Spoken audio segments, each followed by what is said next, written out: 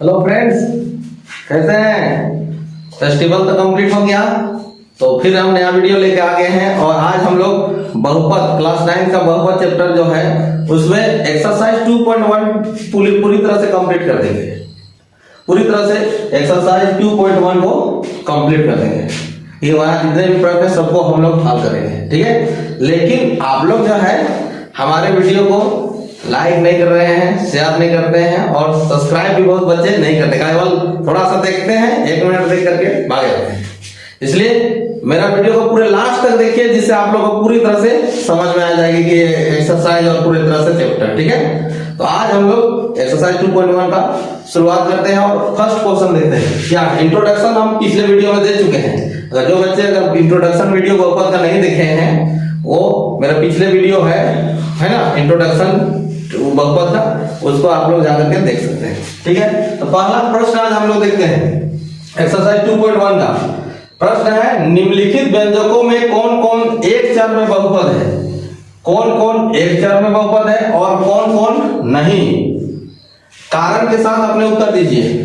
Answer तो हम बोल देंगे कि ये एक चर में बहुपद है, ये भी एक चर में बहुपद है, ये बहुपद नहीं है, ये भी बहुपद नहीं है और ये 3 चरों में बहुपद है। लेकिन आप लोग को इससे समझ में नहीं आएगी, ठीक है। इसीलिए यहां बोला है कारण के साथ अपने उत्तर दीजिए कि कौन कौन से एक चर में बहुपद है और कौन कौन से नहीं। कारण के साथ अपने उत्तर दीजिए। तो हम लोग देखते हैं कि यहां पर फर्स्ट क्वेश्चन जो है हम लोग का वो है 4x² - 3x + 7।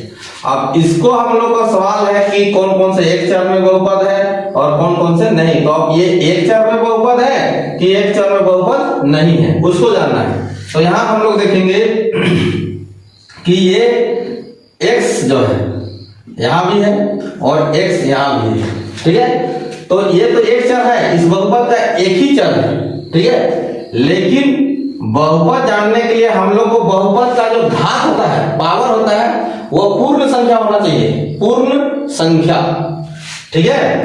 तो यहां से हम लोग देखेंगे कि इस x में पावर कितना है, 2 है, तो ये पूर्ण संख्या है। इस चर में भी देखेंगे, यहाँ x जो चर है उसमें पावर कुछ नहीं दिख रहा है, तो लेकिन यहाँ 1 है, तो ये 1 भी पूर्ण संख्या है, 2 भी पूर्ण संख्या है। तो इस बहुपद में जहां जहां भी चर है उनके घात जो है या उनके पावर जो है वो पूर्ण संख्या है। यहाँ 2 है पावर में, तो पूर्ण संख्या। यहाँ 1 है, तो ये भी पूर्ण संख्या। इसका मतलब ये एक चर में बहुपद है, एक चर में बहुपद है। इसका आंसर हो जाएगा। पूछा था ना निम्नलिखित कौन कौन एक चर में बहुपद है, तो ये बहुपद एक चर में बहुपद हो जाएगा, ठीक है। वो भी काय होगा क्योंकि इसमें दोनों जगह जो चर है वो एक ही है, x है, और इनके घात जो है वो पूर्ण संख्या है, इसीलिए ये एक चर में बहुपद हो जाएगा, ठीक है। आगे बढ़ते हैं, सेकेंड का देखते हैं सॉल्यूशन कि ये एक चर में बहुपद है कि एक चर में बहुपद नहीं है। तो देखते हैं यहां सिर्फ y चर है, y चर है, एक तो चर हो ये क्या, एक चर सिर्फ y चर है, इसके साथ और दूसरा चर है नहीं, और इसका घात जो है वो 2 है, घात 2 हो गया, तो ये भी एक चर में बहुपद हो जाएगा क्योंकि ये 2 जो है वो पूर्ण संख्या है। तो एक चर में बहुपद है, ठीक है। ये भी हो गया, दूसरा नंबर भी एक चर में बहुपद, यानी पहला नंबर हो गया, दूसरा नंबर हो गया, ये दोनों एक चर में बहुपद है।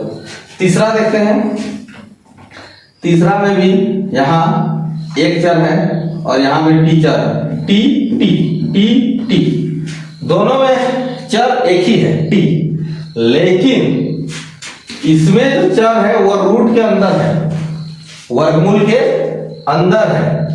तो अगर इस चर है, ये तो ठीक है, लेकिन इस चर को देख रहे हैं कि ये जो है रूट के भीतर है, तो रूट के भीतर है, तो अगर इसको रूट हटाएंगे तो हमारा पावर 1/2 हो जाएगा। इसका घात जो है पावर 1/2 हो जाएगा, और 1/2 तो पूर्ण संख्या नहीं है, तो पूर्ण संख्या नहीं है, और इस चर में, ये चर में पूर्ण संख्या नहीं है। भले ही एक चर है, लेकिन ये जो t जो है ये चर जो है वो रूट के भीतर है और रूट इससे हटाएंगे तो इसका पावर हो जाएगा t का पावर 1/2 और 1/2 हम लोग का पूर्ण संख्या नहीं है, क्योंकि बहुपद होने के लिए चर में पूर्ण संख्या होना चाहिए, चर का जो घात है उसमें पूर्ण संख्या होनी चाहिए, लेकिन ये 1/2 आ रहा है तो ये बहुपद नहीं है, बहुपद नहीं है, ये बहुपद नहीं हो जाएगा। 3 नंबर बहुपद नहीं हो जाएगा, क्योंकि इसका देख रहे हैं कि इसका चर का पावर जो है वो बट्टा में आ रहा है, 1/2 हो जाएगा, ठीक है, इसी चलते ये बहुपद नहीं होगा, 3 नंबर बहुपद नहीं होगा। 4 नंबर देखते हैं, अगर इसको सॉल्यूशन करें तो y प्लस 2 पावर को ऊपर ले जाते हैं, पावर को ये चर को y और ये इसका पावर 1 है यहाँ, तो जब बट्टा से इसको गुना में ले जाएंगे तो इसका पावर जो है ऋणात्मक हो जाएगी, माइनस में आ जाएगी, यानी -1। तो इसको हल किए तो ये चर तो ठीक है, ये भी चर दोनों y है, तो इसका मतलब एक चर तो है, लेकिन इस चर का घात 1 है, ठीक है, लेकिन दूसरा चर जो y है इसको जब हम लोग भाग से गुना में किए कन्वर्ट, तो इसका पावर जो हो गया वो माइनस में हो गया। अब पावर माइनस में हो गया, घात माइनस में, तो हम लोग माइनस वाला संख्या तो पूर्ण संख्या नहीं करते हैं, तो -1 आ गया, तो -1 पूर्ण संख्या नहीं है, इसलिए ये भी बहुपद नहीं होगा, बहुपद नहीं है, यानी 3 और 4 बहुपद नहीं। 5 देखते हैं, यहां x चर है, y चर है, t चर है, 3 चर है, x भी चर है, y भी एक चर है, t भी एक चर है, तो यहां 3 चर है और तीनों चर का घात देखते हैं पूर्ण संख्या है कि नहीं। x चर का घात 10 है, y चर का घात 3 है और t चर का घात 50 है, ये सभी पूर्ण संख्या है, ये तो बहुपद कहलाएगा, लेकिन एक चर में बहुपद नहीं कहलाएगा, ये 3 चरों में बहुपद कहलाएगा, 3 चरों में बहुपद। तो यहां लिखेंगे 3 चर में बहुपद है, ये 3 चर में बहुपद है। फिर से एक बार रिटेक करते हैं, यहाँ first number question 4x - 3x + 7 जो है ये एक चर में बहुपद है, क्योंकि चर x है और इनके पावर जो है वो पूर्ण संख्या है, इसलिए एक चर में बहुपद है। दूसरा y² + √2, यहाँ भी y एक ही चर है और इसका पावर जो है 2 है और ये पूर्ण संख्या है, इसलिए एक चर में बहुपद ये भी हो जाएगा। तीसरा, यहाँ पर रूट के भीतर एक चर लगा है और इस रूट के भीतर चर t है और रूट के भीतर t है, तो इसको अगर हम लोग रूट हटाते हैं तो t का पावर 1/2 हो जाएगा और 1/2 एक पूर्ण संख्या नहीं है, इसलिए ये बहुपद ही नहीं है, ये बहुपद नहीं है। फोर्थ देखें, फोर्थ में भी देख रहे हैं कि हम लोग y + 2/y है, अब y को अगर हम ये भाग में गुना में चेंज करें तो इसमें पावर 1 है, अगर गुना में इधर ले जाते हैं इसको तो इसका पावर जो है धनात्मक से ऋणात्मक आ जाएगा। अब ऋणात्मक आ गई तो हम लोग जानते हैं किसी भी चर का अगर घात पूर्ण संख्या न हो तो वो बहुपद नहीं होता है, तो यहाँ ये पूर्ण संख्या जो है 1 पूर्ण संख्या नहीं है, इसलिए बहुपद नहीं होगा। अब 5वां नंबर देखने गए तो यहाँ पर प्रश्न जो है बोला था कि कौन कौन एक चर में बहुपद है, लेकिन ये जो है 3 चर है यहाँ x y t अलग अलग और इनके घात देखें तो ये पूर्ण संख्या है, तो ये एक चर में बहुपद नहीं, ये 3 चरों में बहुपद है। ये क्वेश्चन नंबर 5, ठीक है बच्चे। तो अब हम लोग क्वेश्चन नंबर 2 देखते हैं। तो ये 2 नंबर का प्रश्न, 2 नंबर प्रश्न में कहा करता है निम्नलिखित में से प्रत्येक में x² का गुणांक लिखिए। निम्नलिखित में से प्रत्येक में x² का गुणांक लिखना है, x² का गुणांक। यहाँ पर हम लोग 4 प्रश्न है, चारों में x² है, यहाँ पर x² है ना, यहाँ पर जो है यहाँ पर x² है, थर्ड में यहाँ पर x² है और फोर्थ में x² अभी दिख नहीं रहा है, क्या दिख नहीं रहा है वहां। तो निम्नलिखित में से प्रत्येक में x² का गुणांक, एक्स स्क्वायर का हमको गुणांक निकालना है, एक्स स्क्वायर का गुणांक, यानी एक्स स्क्वायर के साथ कौन सा संख्या गुणा में है उसको लिखना है। एक्स स्क्वायर का गुणांक, अंग्रेजी में गुणांक को हम लोग कोफिशिएंट कहते हैं। तो यहाँ एक्स स्क्वायर का गुणांक लिखना है, यानी कहने का मतलब है, इसको समझना है अगर हम लोग को, तो हम लोग यह देखना है कि एक्स स्क्वायर के साथ कितना संख्या गुना है, यानी कौन सा संख्या, कौन सा नंबर है वो गुना है। तो फर्स्ट नंबर क्वेश्चन, इसको हम लोग सोल्यूशन करते हैं। 2 + x स्क्वायर + x, इसमें एक्स स्क्वायर का गुणांक देखना है, एक्स स्क्वायर का गुणांक यहां लिख लेंगे, एक्स स्क्वायर का गुणांक, एक्स स्क्वायर का गुणांक। तो एक्स स्क्वायर के आगे गुना में कुछ नहीं दिख रहा है, एक्स स्क्वायर आगे, यहां उससे आगे प्लस चिन्ह दिख रहा है और आगे कोई संख्या नहीं दिख रहा है। तो इसका मतलब हुआ कि ये जो है +1 से एक्स स्क्वायर गुना में रहा होगा, यानी +1 को एक्स स्क्वायर से गुना करेंगे तो एक्स स्क्वायर आ जाएगी प्लस एक्स स्क्वायर, इसीलिए इस एक्स स्क्वायर के आगे गुणांक कितना है 1, तो यहां पर एक्स स्क्वायर का जो गुणांक होगा वह 1 होगा, यानी 1 आंसर हो जाएगा +1। आगे देखते हैं, यहां भी सेम कंडीशन है, यहां भी एक्स स्क्वायर के आगे कोई संख्या दिख नहीं रहा है गुना में, तो यहां भी जो है एक्स स्क्वायर का गुणांक जो है, एक्स स्क्वायर का गुणांक जो है वो 1 होगा, कितना होगा 1, लेकिन उसके आगे क्या चिन्ह है माइनस, माइनस लग जाएगी, यानी -1 इस एक्स स्क्वायर का गुणांक है, क्योंकि तो -1 से गुना कर देंगे, -1 से गुना कर देंगे एक्स स्क्वायर को तो -x स्क्वायर आ जाएगी, इसीलिए -1 गुणांक हो जाएगा। ठीक है, आगे देखते हैं, π/2 x स्क्वायर प्लस x, तो यहां हम लोग देखते हैं कि x स्क्वायर के गुणांक में जो है वो π/2 है, तो आंसर यहां इसका लिखेंगे x स्क्वायर का गुणांक π/2, x स्क्वायर के साथ गुणांक है, तो यहां इसका गुणांक जो हो जाएगा x स्क्वायर का π/2 हो जाएगी। चौथा प्रश्न है, यहां भी x स्क्वायर का गुणांक लिखने बोला है, तो यहां x स्क्वायर तो कोई चर नहीं दिख रहा है, x स्क्वायर वाला कोई चर दिख रहा है, कोई चर नहीं दिख रहा है, इसका मतलब हुआ कि x स्क्वायर के साथ 0 गुना हुआ होगा, x स्क्वायर के साथ 0 गुना हुआ होगा, तो 0 से गुना कर दिए x स्क्वायर का तो उसका वैल्यू 0 आ गया, इसीलिए वो दिखाई नहीं दे रहा है, यानी उसको यहां लिखा गया नहीं है, इसीलिए यहां पर जो है एक्स स्क्वायर का गुणांक जो है वो 0 हो जाएगा, एक्स स्क्वायर गुणांक 0। तो ये चारों प्रश्नों का हल हो गया। नेक्स्ट क्वेश्चन हम लोग का 3 नंबर, और 3 नंबर क्वेश्चन में क्या बोला है, 35 घात के द्विपद का और 100 घात के एक पदी का उदाहरण दीजिए, यानी 35 के घात का द्विपद, यानी 35 घात बनाना चाहिए लेकिन वह 2 पद रहना चाहिए, और 100 घात में होना चाहिए लेकिन वह 1 पद रहना चाहिए, इसका एक एक उदाहरण देने बोल रहे हैं। सोल्यूशन करते हैं,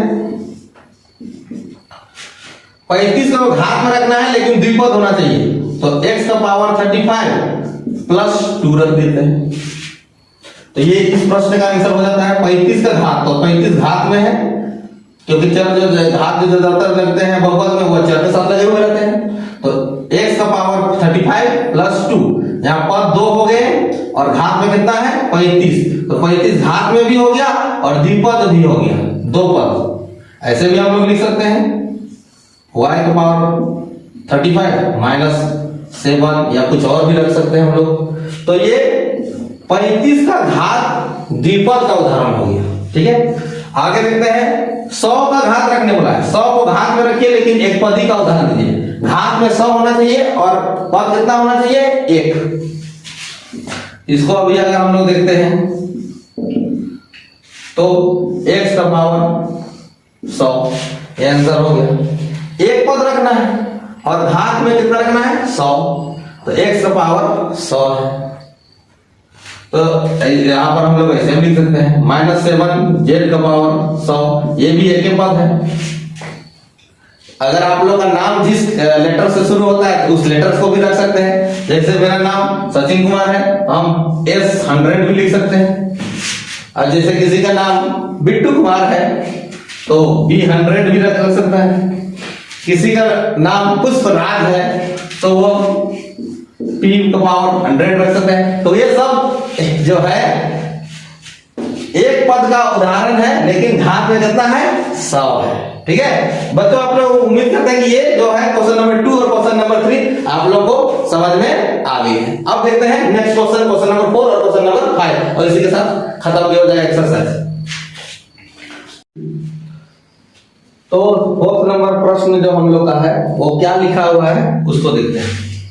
4th नंबर प्रश्न में लिखा हुआ है कि निम्नलिखित बहुपदों में से प्रत्येक बहुपद की घात लिखिए। निम्नलिखित बहुपदों में से प्रत्येक बहुपद की घात लिखिए। यहाँ जितने भी बहुपद दिए हुए हैं, 4 बहुपद दिए हैं, उसमें से सबका घात लिखना है। घात मतलब कहने का मतलब पावर, एक्सपोनेंट्स। ठीक है तो देखते हैं यहाँ पर सॉल्यूशन करते हैं और इसमें घात देखते हैं। लेकिन हम लोग का प्रश्न घात बोला है, लेकिन यहाँ पर हम लोग जो बहुपद है उसमें घात बोला है, लेकिन अधिकतम घात को आंसर लिखना होगा। हमारे जो एनसीईआरटी बुक जो यहाँ पर क्वेश्चन सेट किया है उसमें घात तो यहाँ लिख दिया है कि निम्नलिखित बहुपदों में से प्रत्येक बहुपद की घात लिखिए। तो यहाँ पर घात 3 भी है पहला बहुपद में, घात 2 भी है, घात 1 भी है, चार में 5x³ + 4x² + 7x। तो अब कौन सा घात को हम लिखें? तो जब भी हम लोग को प्रश्न अगर बोर्ड एग्जाम में पूछा जाता है कि दिए गए बहुपद का घात लिखिए, तो जिसका चर का घात सबसे ज्यादा होगा यानी अधिकतम घात होगा उसको हम लोग घात में लिखेंगे। यानी घात बराबर यहाँ सबसे अधिक घात लिखा है तो घात तो 2 भी है, घात 1 भी है, घात 3 भी है, लेकिन हम किसको लिखेंगे? जिस चर का घात सबसे ज्यादा हो उसको। तो यहाँ 3 सबसे ज्यादा घात है, उसके बाद 2 है, फिर 1 है, तो यहाँ 3 आंसर हो जाएगा। ये नहीं कि हम लोग तीनों घात को लिख दिए, वैसा होने से गलत हो जाएगा। ठीक है तो यहाँ पर हम लोग का घात लिखे पूछे बहुपद में, तो जिस बहुपद का अधिकतम घात होगा जो उसी को लिखना है घात में, तो यहाँ 3 हो जाएगा। उसी तरह से हम लोग अगर 2 नंबर में आते हैं तो यहाँ 4 - y² है। तो 4 - y² है तो यहाँ तो दिख ही रहा है घात की, सिर्फ एक ही घात दिख रहा है, तो घात तो यहाँ 2 हो जाएगी। फिर 3 नंबर पे आते हैं, घात t में 1 है तो घात 1 हो जाएगी।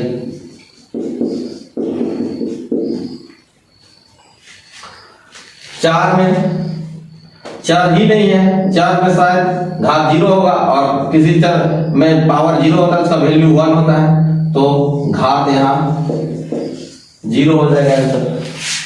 तो यहाँ याद रखना है कि अगर किसी बहुपद का हमको घात लिखने बोला तो उस घात में जो अधिकतम घात होगा, सबसे ज्यादा घात होगा, वही उसका घात कर लेगा। तो यहाँ पर जैसे हम लोग यहाँ 3 देख लिए तो 3 लिख लिए, यहाँ तो एक ही चर है तो 2 है तो 2 सही है। फिर यहाँ भी एक ही चर दिख रहा है इसलिए एक ही घात हो गया और घात यहाँ 0 हो जाएगा। लेकिन एक रफली हम अगर प्रश्न देखते हैं कि x का पावर अगर हमारे पास 8 है और 3x का पावर 5 + 4x का पावर 3 - x² + 1, इस तरह से अगर एक घात है हमारे पास और पूछेगा कि इस घात का बहुपद ज्ञात कीजिए, सॉरी इस बहुपद का घात ज्ञात कीजिए, इस बहुपद का घात ज्ञात कीजिए, इस बहुपद का घात, तो घात यहाँ 8 भी है, 5 भी है, 3 भी है, 2 भी है, लेकिन हम लोग उसी को लिखेंगे घात बराबर 8, यानी जो सबसे अधिक होगा, जो पावर सबसे अधिक होगा तो उसको हम लोग लिखेंगे। ठीक है तो ये बहुपद का घात हम लोग इस तरह से निकालेंगे। और ये प्रश्न जो है एग्जाम में पूछे जाते हैं, बोर्ड एग्जाम में आप लोग का यहाँ से सवाल रहेगा भी कि दिए गए बहुपद का घात लिखिए, पिछला बोर्ड एग्जाम में पूछा है। 5 नंबर जो एक्सरसाइज 2.1 का लास्ट है, 5 नंबर क्वेश्चन, बताइए कि निम्नलिखित बहुपदों में कौन कौन बहुपद रैखिक है, कौन कौन द्विघाती है और कौन कौन त्रिघाती है। यहां हमको 3 शब्द आ रहे हैं, कौन कौन बहुपद रैखिक है, ठीक, कौन कौन बहुपद द्विघाती है, कौन कौन बहुपद त्रिघाती है। 3 शब्द आए हैं। फर्स्ट में आया रैखिक, सेकेंड में आ रहा है द्विघाती, थर्ड में आ रहा है त्रिघाती। ये शब्दों को हम पहले पकड़ लेते हैं कि ये क्या चीज है और इसका मतलब क्या चीज होता है। ये तीनों जान जाएंगे तो आसानी से, हम नहीं भी बताएंगे तो आप लोग इन प्रश्नों का सॉल्यूशन जान जाएंगे या उत्तर जान जाएंगे। देखते हैं रैखिक। रैखिक का मतलब होता है कि जिस बहुपद का घात 1 हो, यानी कोई भी बहुपद है और उसका अधिकतम घात 1 हो, 1 से ज्यादा घात न रहे तो उसे रैखिक बहुपद कहा जाता है। यानी जैसे हम एक लिख रहे हैं x + 2, यहां इस चर का घात कितना है 1, तो ये रैखिक कहलाएगा, रैखिक बहुपद। यानी जिस बहुपद का चर में अधिकतम घात 1 हो, 1 से अधिक घात अगर ना हो तो वह रैखिक कहलाएगा। ऐसे में हम और एक करके देख रहे हैं y-3 लिख सकते हैं। ये सब रैखिक बहुपद है, यानी अधिकतम घात 1 होना चाहिए। तो यहां पर हम लोग देखते हैं अधिकतम घात 1 वाला प्रश्न ढूंढते हैं, कहां है, तो देखिए यहां है 4 नंबर वाला, तो 4 का इसका आंसर हो जाएगा रैखिक बहुपद। रैखिक बहुपद 4 नंबर वाला 1 + x रैखिक बहुपद हो जाएगा। फिर 3t, यहां भी पावर 1 है। हम बोले ना कि जो बहुपद जो है, जिस बहुपद का चर का अधिकतम घात 1 हो, 1 से अधिक घात अगर वहां पर ना दिख रहा है तो वह पूरा बहुपद जो है और रैखिक बहुपद कहलाएगा। तो ये भी रैखिक बहुपद हो गया। ये 3t और है कोई रैखिक नहीं, बस 4 और 5 रैखिक। अब देखते हैं द्विघाती हम लोग का है। द्विघाती यानी जिस बहुपद का अधिकतम घात 2 हो वो द्विघाती बहुपद कहलाता है। यानी चर में हम लोग खोजेंगे जिस चर में अधिकतम घात 2 हो, उससे ज्यादा घात वाला है ना, कोई चर ना रहे तो उसको द्विघाती। तो देखते हैं ये x² + 2, यहां पर इस बहुपद में अधिकतम घात कितना है 2, तो ये द्विघाती हो जाएगा। ये x² + x द्विघाती बहुपद। तो हम यहां पर इसका आंसर भी लिख देंगे द्विघाती, ये द्विघाती हो गया। सेकंड ढूंढेंगे, नहीं है यार अधिकतम घात, यहाँ 3 अधिकतम घात है इसलिए द्विघाती नहीं होगा। यहाँ y + y² + 4, y + y² + 4, तो यहाँ अधिकतम घात कितना है 2, 2 से अधिक घात और कहीं नहीं है, तो ये भी द्विघाती बहुपद हो जाएगा। द्विघाती ये भी हो गया। यहां भी वही है r², देखिए अधिकतम घात कितना है 2, तो द्विघाती बहुपद ये भी हो गया द्विघाती। और है कहीं नहीं है द्विघाती। अब देखते हैं त्रिघाती। जिस बहुपद का अधिकतम घात 3 हो उसे त्रिघाती बहुपद कहते हैं।